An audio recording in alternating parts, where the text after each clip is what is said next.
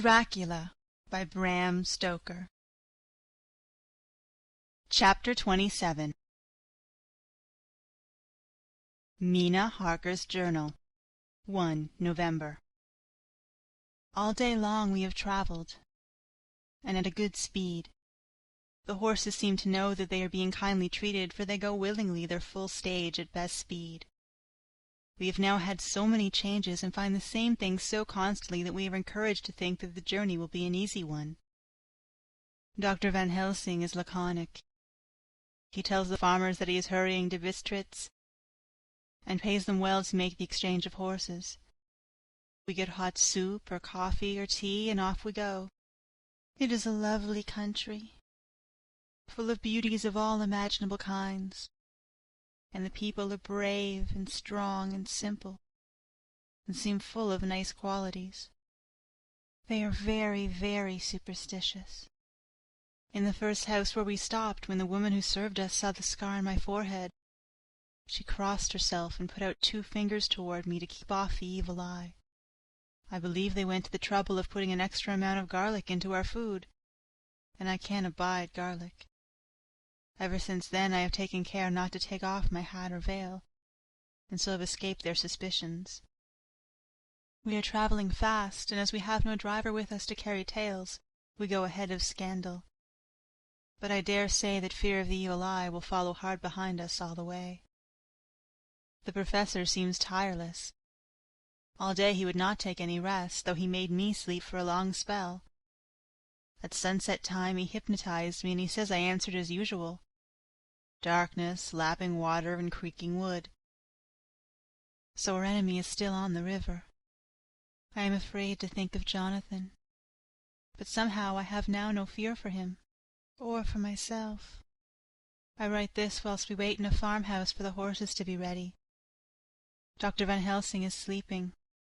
Poor dear, he looks very tired and old and grey, but his mouth is set as firmly as a conqueror's.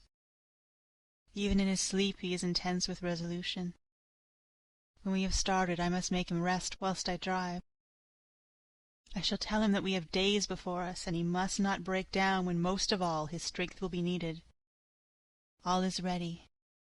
We are off shortly. 2 November, morning. I was successful, and we took turns driving all night. Now the day is on us, bright though cold. There is a strange heaviness in the air. I say heaviness for want of a better word. I mean that it oppresses us both. It is very cold, and only our warm furs keep us comfortable. At dawn Van Helsing hypnotized me. He says I answered darkness, creaking wood, and roaring water. So the river is changing as they ascend. I do hope that my darling will not run any chance of danger, more than need be, but we are in God's hands. 2 November, night. All day long driving. The country gets wilder as we go, and the great spurs of the Carpathians, which at Varetzi seemed so far from us and so low in the horizon, now seem to gather round us and tower in front. We both seem in good spirits. I think we make an effort to cheer the other. In the doing so we cheer ourselves. Dr. Van Helsing says that by morning we shall reach the Borgo Pass. The houses are very few here now, and the professor says that the last horse we got will have to go on with us, as we may not be able to change. He got 2 in addition to the 2 we changed, so that now we have a rude 4 in hand. The dear horses are patient and good, and give us no trouble. We are not worried with other travellers, and so even I can drive. We shall get to the pass in daylight. We do not want to arrive before. So we take it easy and have each a long rest in turn. Oh, what will tomorrow bring us? We go to seek the place where my poor darling suffered so much. God grant that we may be guided aright, and he will deign to watch over my husband and those dear to us both, and who are in such deadly peril.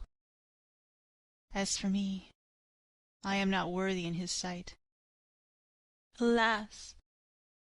I am unclean to his eyes, and shall be until he may deign to let me stand forth in his sight, as one of those who have not incurred his wrath. Memorandum by Abraham Van Helsing. 4 November. This to my old and true friend John Seward, M.D., of Purefleet, London. In case I may not see him, it may explain. It is morning, and I write by a fire which all night I have kept alive, Madam Mina aiding me. It is cold, cold, so cold that the grey heavy sky is full of snow, which when it falls will settle for all winter as the ground is hardening to receive it. It seems to have affected Madam Mina. She has been so heavy of head all day. She is not like herself. She sleeps and sleeps and sleeps. She who is usual so alert have done literally nothing all the day. She even have lost her appetite. She make no entry into her little diary. She who writes so faithful at every pause. Something whisper to me that all is not well. However, to-night she is more vif. Her long sleep all day have refreshed and restore her, for now she is all sweet and bright as ever. At sunset I try to hypnotize her, but alas, with no effect. The power has grown less and less with each day, and to-night it failed me altogether. Well, God's will be done, whatever it may be, and whithersoever it may lead. Now, to the historical, for as Madam Mina write not in her stenography, I must in my coolest soul fashion, so that each day of us may not go unrecorded. We got to the Borgo Pass just after sunrise yesterday morning. When I saw the signs of the dawn, I got ready for the hypnotism. We stopped our carriage and got down so that there might be no disturbance. I made a couch of furs, and Madam Mina, lying down, yielded herself as usual, but more slow and more short time than ever to the hypnotic sleep. As before came the answer. Darkness and the swirling of water. Then she awoke, bright and radiant, and we go on our way and soon reach the pass. At this time and place she became on fire with zeal, some new guiding power being her manifested, for she point to a road and say, "This is the way." "How you know it?" I ask. "Of course I know it," she answer, and with a pause add, "Have not my Jonathan travelled it, and wrote of his travel?" At first I think somewhat strange, but soon I see that there be only one such by-road. It is used but little, and very different from the couch road from the Bukvina to Bistrich, which is more wide and hard and more of use. So we come down this road, where we meet other ways not always where we sure that there are roads at all, for they be neglect and lie snowy fallen. The horses know and they only. I give rein to them, and they go on so patient. By and by we find all the things which Jonathan have noted in that wonderful diary of him. Then we go on for long, long hours and hours. At the first I tell Madam Mina to sleep. She try, and she succeed. She sleep all the time, till at last I feel myself too suspicious grow, and attempt to wake her. But she sleep on, and I may not wake her, though I try. I do not wish to try too hard, lest I harm her, for I know that she suffer much, and sleep at times be all in all to her. I think I drowse myself, for all of a sudden I feel guilt, as though I have done something. I find myself bolt up, with the reins in my hand, and the good horses go along, jog, jog, just as ever. I look down, and find Madam Mina still asleep. It is now not far off sunset time, and o'er the snow the light of the snow follow in big yellow flood, so that we throw great long shadow on where the mountain rise so steep. For we are going up, and all is so wild and rocky, as though it were the end of the world. Then I arouse Madam Mina. This time she wake with not much trouble, and then I try to put her to hypnotic sleep. But she sleep not, being as though I were not. Still I try and try, till all at once I find her and myself in the dark. So I look round, and find that the sun is gone down. Madam Mina laugh, and I turn and look at her. She is now quite awake, and looks so well as I had never thought her since that night at Carfax, when we first entered the Count's house. I am amazed, and not at ease then, but she is so bright and tender and thoughtful to me that I forget all fear.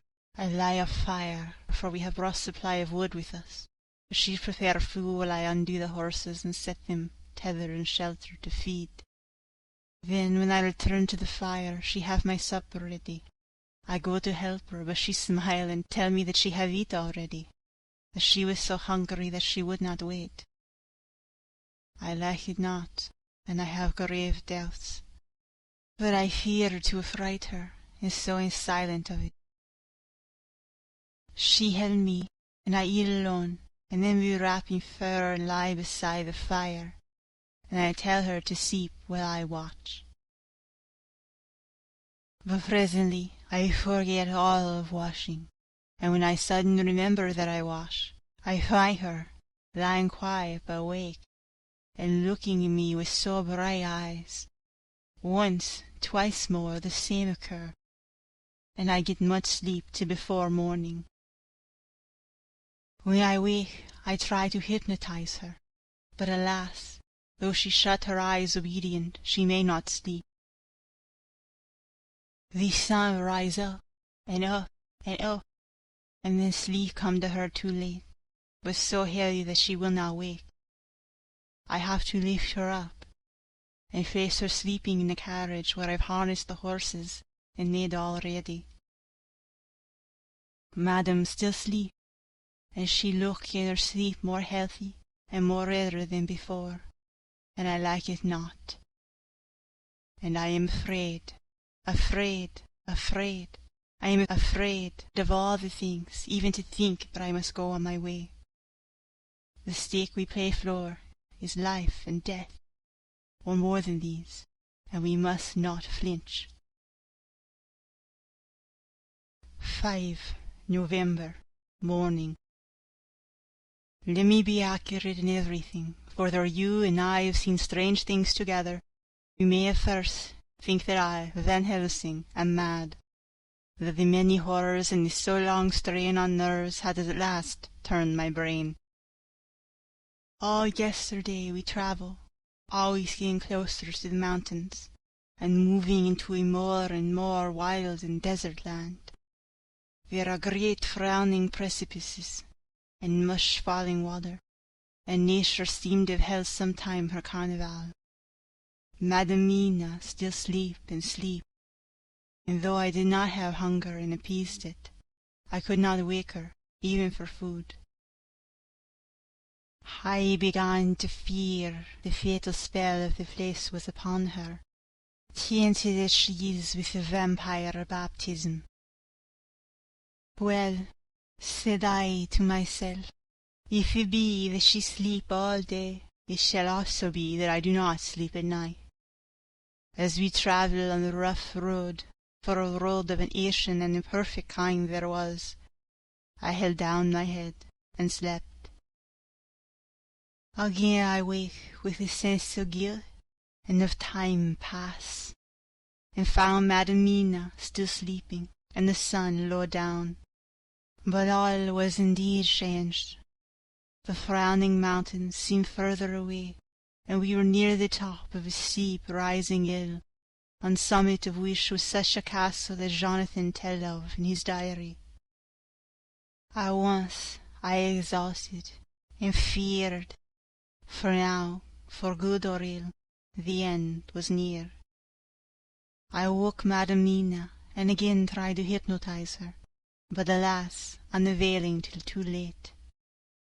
Then ere the dark come upon us, for even after down the sun the heavens reflected the golden sun on the snow, and all was for a time in a great twilight. I shook out the horses and fed them in what shelter I could.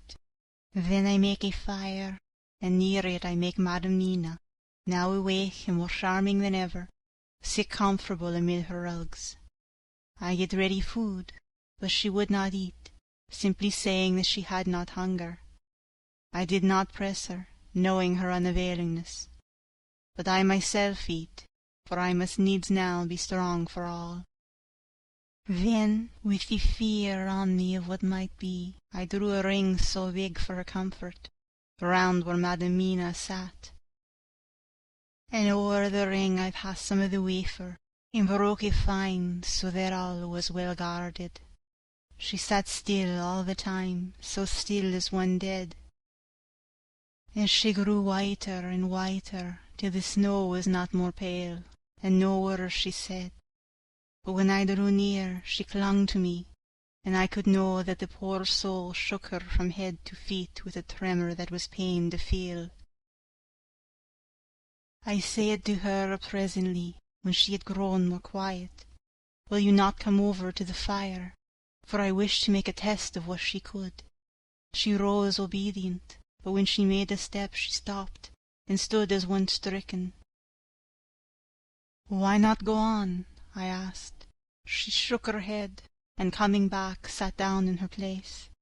Then, looking at me with open eyes, as of one waked from sleep, "I cannot," and remained silent. I rejoiced, for I knew that what she could not, none of those that we dreaded could. Though there might be danger to her body, yet her soul was safe. Presently the horses began to scream, and tore at their tethers till I came to them and quieted them. When they did feel my hands on them, they whinnied low as in joy, and licked at my hands and were quiet for a time. Many times through the night I come to them, till it arrive at the cold hour when all nature is at its lowest, and every time my coming was of quiet to them. In the cold hour the fire began to die, and I was about stepping forth to replenish it, for now the snow came in flying sweeps, and with it a chill mist. Even in the dark there was light of some kind, as there ever is over snow, and it seemed as though the snow flurries and the wreaths of mist took shape as of women with trailing garments. All was in dead grim silence, only that the horses whinnied and cowered as if in terror of the worst. I began to fear, horrible fears, but then came to me the sense of safety in the ring wherein I stood. I began, too, to think that my imaginings were of the night and the gloom and the unrest that I had gone through, and all the terrible anxiety. It was as though my memories of all of Jonathan's horrid experience were befooling me. For the snowflakes and the mists began to wheel and circle round, till I could get as though a shadowy glimpse of those women that would have kissed him. And then the horses cowered lower and moaned in terror as men do in pain. Even the madness of fright was not to them, so they could not break away. I feared for my dear Madam Mina when these weird figures drew near and circled round. I looked at her, where she sat calm and smiled at me. When I would have stepped to the fire to replenish it, she caught me and held me back, and whispered, like a voice that one hears in a dream, so low it was, "No, no, do not go without. Here you are safe."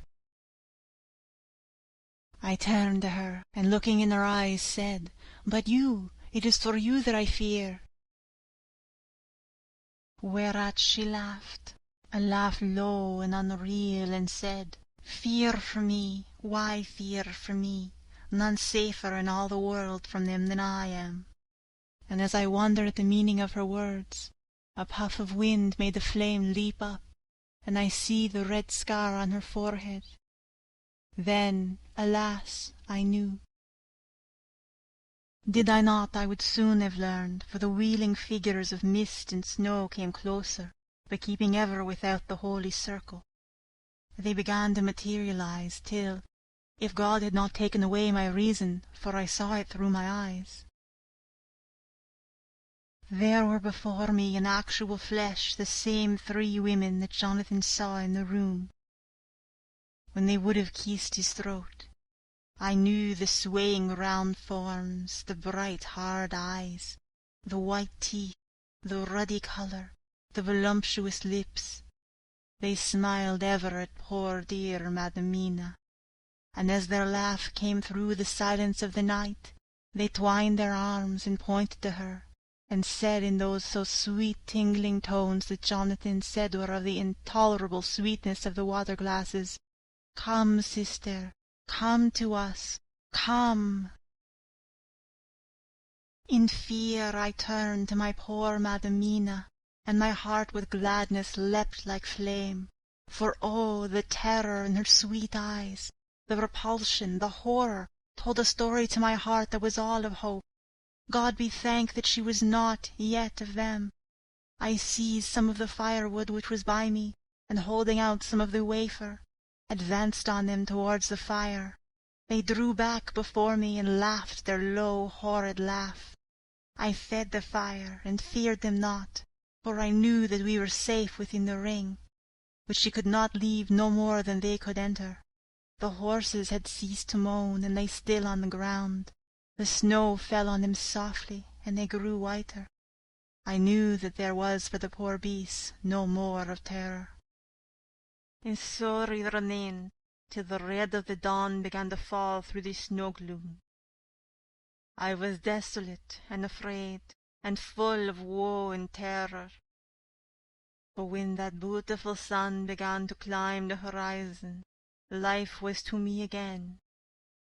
At the first coming of the dawn, the horrid figures melted in the whirling mist and snow.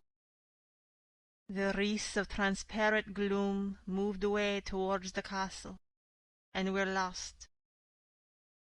Instinctively, with the dawn coming, I turned to Madam Mina, intending to hypnotize her, but she lay in a deep and sudden sleep from which I could not wake her. I tried to hypnotize her through sleep, but she made no response, none at all, and the day broke. I fear yet to stir. I have made my fire, and have seen the horses. They are all dead. To-day I have much to do here, and I keep waiting till the sun is up high, for there may be places where I must go. Where there's sunlight, though snow and mists obscure it, will be to me a safety. I will strengthen me with breakfast, and then I will do my terrible work. Madam Mina still sleeps, and God be thanked, she is calm in her sleep. Jonathan Harker's Journal. 4 November. Evening. The accident to the launch has been a terrible thing for us. Only for it we should have overtaken the boat long ago, and by now my dear Mina would have been free. I fear to think of her, off on the wolds, near that horrid place. We have got horses, and we follow on the track. I note this while Godalming is getting ready. We have our arms. The Sisgani must look out if they mean to fight. Oh, if only Morris and Seward were with us! We must only hope. If I write no more, good-bye, Mina. God bless and keep you. Dr. Seward's Diary. 5 November. With the dawn we saw the body of Sisgani before us dashing away from the river with their leader wagon. They surrounded it in a cluster and hurried along as though beset. The snow is falling lightly, and there is strange excitement in the air. It may be our own feelings, but the depression is strange. Far off I hear the howling of wolves. The snow brings them down from the mountains, and there are dangers to all of us, and from all sides. The horses are nearly ready, and we are soon off. We ride to death of someone. God alone knows who, or where, or what, or when, or how it may be. Dr. Van Helsing's Memorandum. 5 November, afternoon. I am at least sane. Thank God for that mercy at all events, though the proving it has been dreadful. When I left Madam Mina sleeping within the holy circle, I took my way to the castle.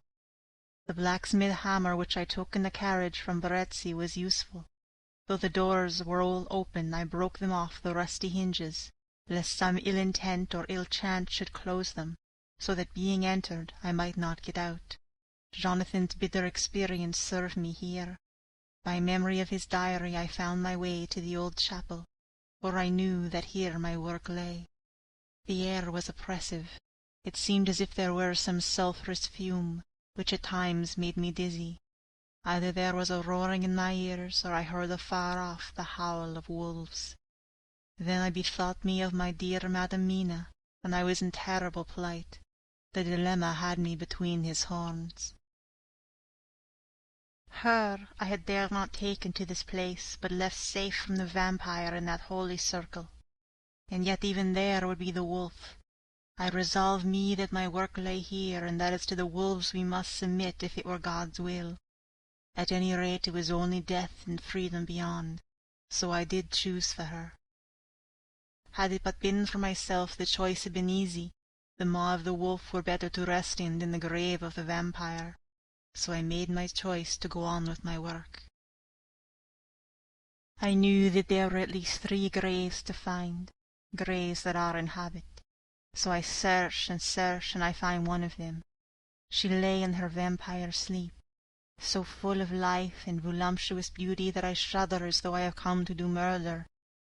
Ah, I doubt not that in the old time, when such things were, many a man who set forth to do such a task as mine found at the last his heart fail him, and then his nerve, so he delay and delay and delay, till the mere beauty and the fascination of the wanton undead have hypnotized him, and he remain on and on till sunset come and the vampire sleep be over. Then the beautiful eyes of the fair woman open and look love, and the voluptuous mouth present to a kiss, and the man is weak, and there remain one more victim in the vampire fold, one more to swell the grim and grisly ranks of the undead. There is some fascination, surely, when I am moved by the mere presence of such a one, even lying as she lay in a tomb fretted with age and heavy with the dust of centuries, though there be that horrid odour such as the lairs of the Count have had. Yes, I was moved. I, Van Helsing, with all my purpose and my motive for hate, I was moved to a yearning for delay which seemed to paralyze my faculties, and to clog my very soul. It may have been that the need of natural sleep and the strange oppression of the air were beginning to overcome me. Certain it was that I was lapsing into sleep, the open-eyed sleep of one who yields to a sweet fascination, when there came through the window snow-stilled a long, low wail, so full of woe and pity that it woke me like the sound of a clarion, for it was the voice of my dear Madam Mina that I heard. Then I braced myself again to my horrid task, and found by retching away tomb-tops one other of the sisters, the other dark one. I dared not pause to look on her as I had on her sister, lest once more I should begin to be in thrall. But I go on searching, until presently I find in a high great tomb, as if made to be one such beloved, that other fair sister. Like Jonathan, I have seen to gather herself out of the atoms of the mist. She was so fair to look on, so radiantly beautiful, so exquisitely voluptuous, that the very instinct of man in me, which calls some of my sex to love and to protect one of hers, made my head whirl with new emotion. But God be thanked, that sole wail of my dear Madam Mina had not died out of my ears, and before the spell could be wrought further upon me I had nerved myself to my wild work. By this time I had searched all the tombs in the chapel as far as I could tell, and as there had been only 3 of these undead phantoms around us in the night, I took it that there were no more of active undead existent. There was one great tomb more lordly than all the rest. Huge it was, and nobly proportioned. On it was but one word: Dracula. This, then, was the undead home of the king vampire, to whom so many more were due. Its emptiness spoke eloquent to make certain what I knew. Before I began to restore these women to their dead selves through my awful work, I laid in Dracula's tomb some of the wafer, and so banished him from it, undead forever. Then began my terrible task, and I dreaded it. Had it been but one, it would have been easy, comparative, but 3, to begin twice more after I'd been through a deed of horror, for it was terrible with the sweet Miss Lucy. What would it not be with these strange ones who had survived through centuries, and who would have been strengthened by the passing of the years, who would, if they could, have fought for their foul lives? Oh, my friend Jean, it was butcher work, had I not been nerved by thoughts of other dead, and of the living over whom hung such a pall of fear. I could not have gone on. I trembled and tremble even yet, though till all was over, God be thanked, my nerve did stand. Had I not seen the repose in the first place, and the gladness that stole over it just ere the final dissolution came, as realization that the soul had been won, I could not have gone further with my butchery.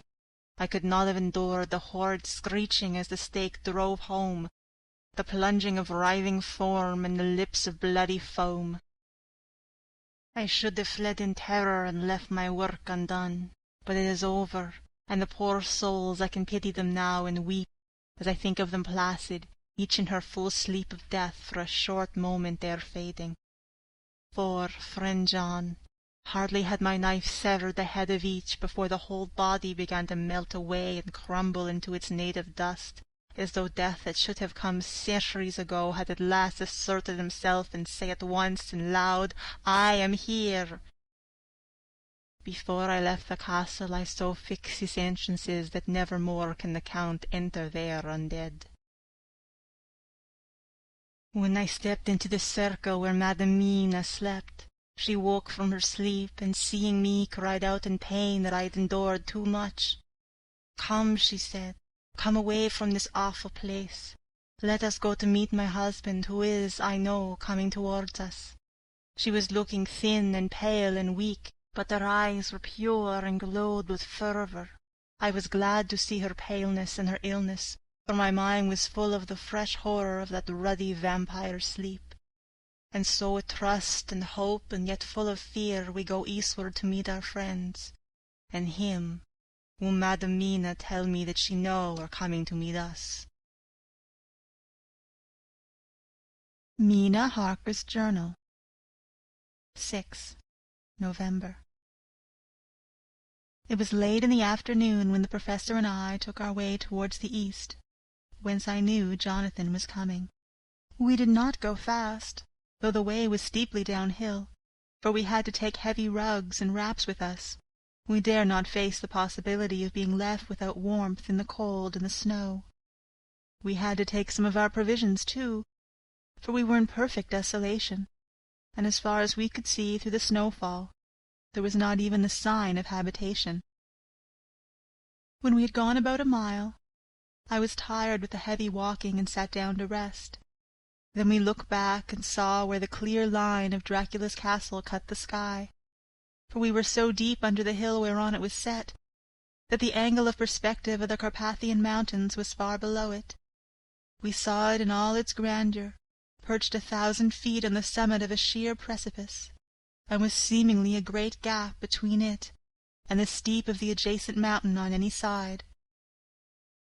There was something wild and uncanny about the place. We could hear the distant howling of wolves.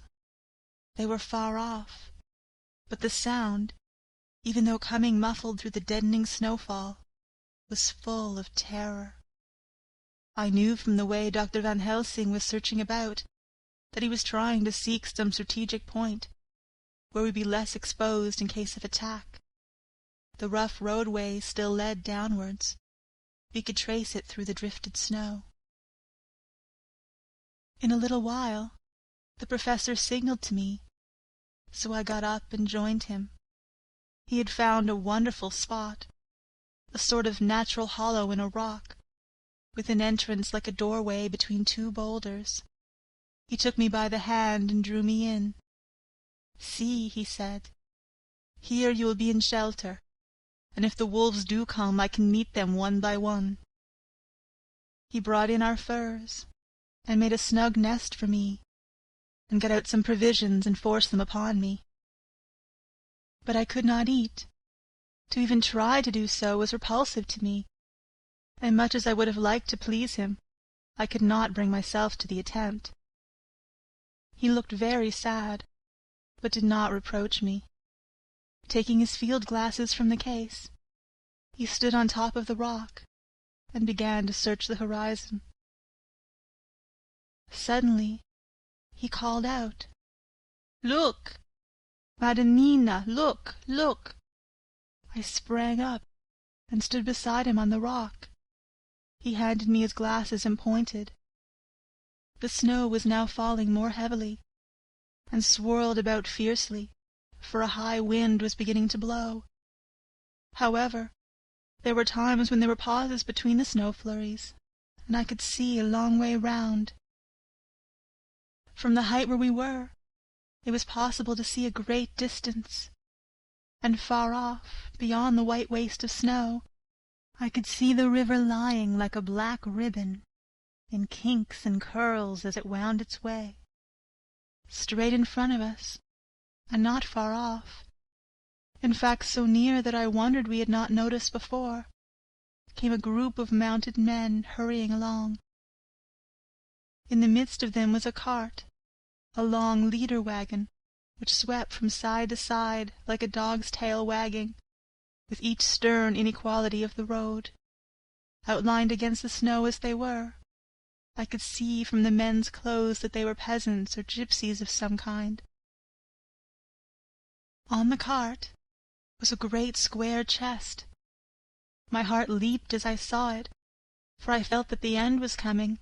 The evening was now drawing close, and well I knew that at sunset the thing, which was till then imprisoned there, would take new freedom, and could in any of many forms elude pursuit. In fear, I turned to the professor. To my consternation, however, he was not there. An instant later, I saw him below me. Round the rock he had drawn a circle, such as we had found shelter in last night. When he had completed it, he stood beside me again, saying, "At least you shall be safe from him." He took the glasses from me, and at the next lull of the snow swept the whole space below us. "See," he said, "they come quickly. They are flogging the horses and galloping as hard as they can." He paused, and went on in a hollow voice, "They are racing for the sunset. We may be too late. God's will be done." Down came another blinding rush of driving snow, and the whole landscape was blotted out. It soon passed, however, and once more his glasses were fixed on the plain. Then came a sudden cry, "Look! Look! Look! See! 2 horsemen follow fast, coming up from the south. It must be Quincy and John. Take the glass. Look before the snow blots it all out." I took it and looked. The 2 men might be Dr. Seward and Mr. Morris. I knew at all events that neither of them was Jonathan. At the same time, I knew that Jonathan was not far off. Looking around, I saw on the north side of the coming party 2 other men, riding at breakneck speed. One of them, I knew, was Jonathan, and the other I took, of course, to be Lord Godalming. They too were pursuing the party with the cart. When I told the professor, he shouted in glee like a schoolboy, and after looking intently till a snowfall made sight impossible, he laid his Winchester rifle ready for use against the boulder at the opening of our shelter. "They are all converging," he said. "When the time comes we shall have gypsies on all sides." I got out my revolver ready to hand, for whilst we were speaking the howling of wolves came louder and closer. When the snowstorm abated a moment, we looked again.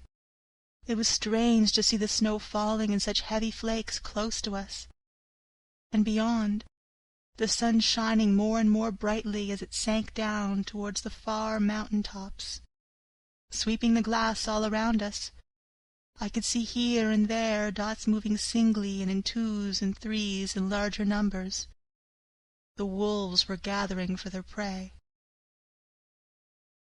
Every instant seemed an age whilst we waited.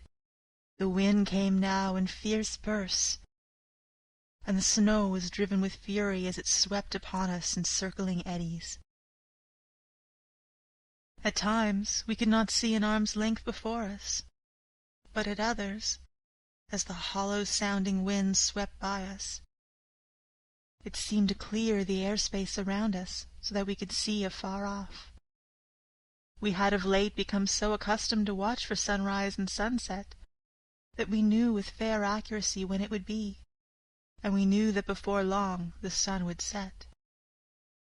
It was hard to believe that by our watches it was less than an hour that we waited in that rocky shelter before the various bodies began to converge close upon us. The wind came now with fiercer and more bitter sweeps and more steadily from the north. It seemingly had driven the snow clouds from us, for with only occasional bursts the snow fell. We could distinguish clearly the individuals of each party, the pursued and the pursuers. Strangely enough, those pursued did not seem to realize it, or at least to care that they were pursued. They seemed, however, to hasten with redoubled speed as the sun dropped lower and lower on the mountain tops. Closer and closer they drew. The professor and I crouched down behind our rock and held our weapons ready. I could see that he was determined that they should not pass.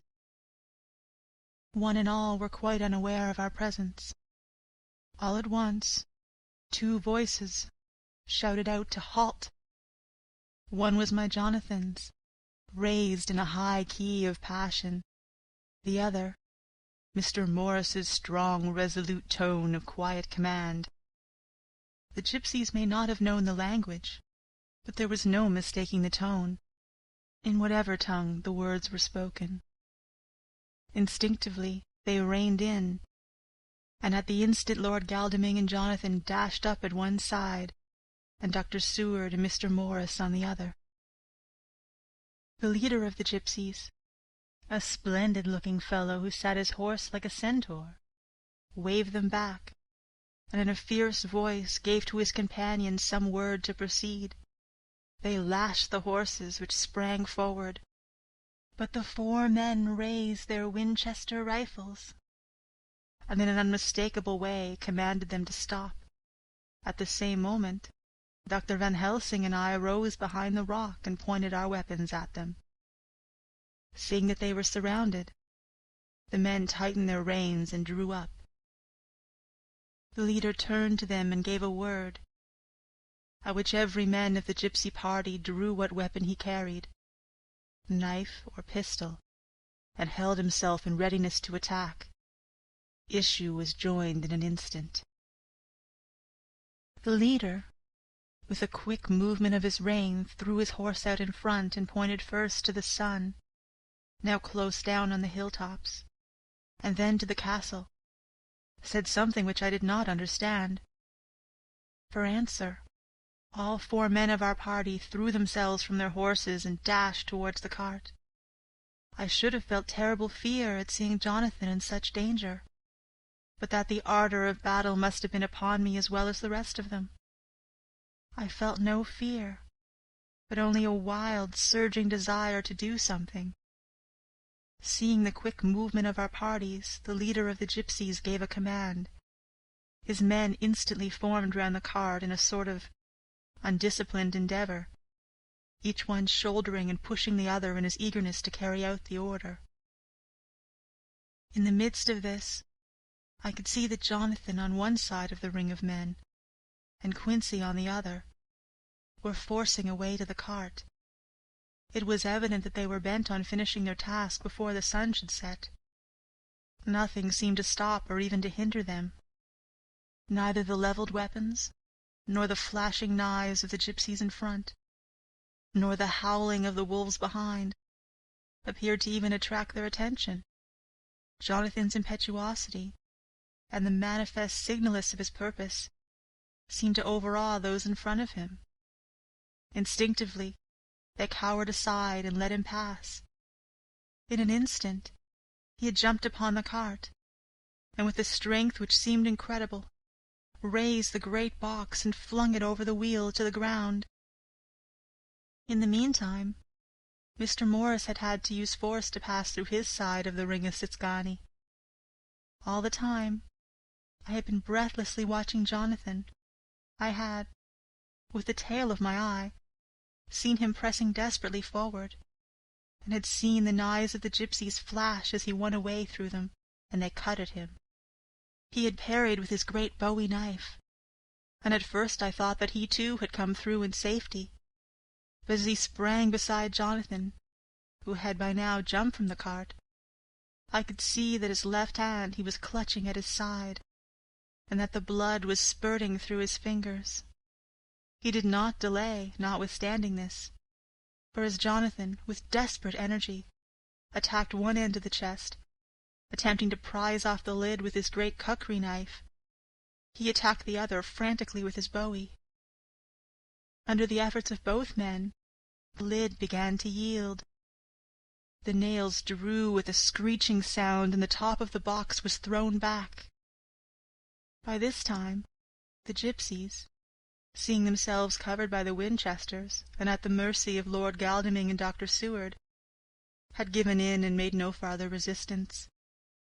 The sun was almost down on the mountain tops, and the shadows of the whole group fell upon the snow. I saw the Count lying within the box upon the earth, some of which the rude falling from the cart had scattered over him.